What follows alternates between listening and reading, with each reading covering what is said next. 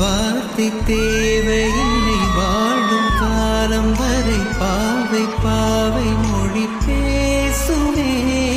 நேற்று தேவையில்லை நாளை தேவையில்லை இன்று இந்த நொடி போதுமே. வேரின்றி விதையின்றி விண்தூவும் மழையின்றி இது என்ன இவன் தோட்டம் பூ பூக்குதே. வாடின்றி போரின்றி வலிக்கின்ற யுத்தமின்றி இது என்ன இவனுக்குள் என்னை வெல்லுதே.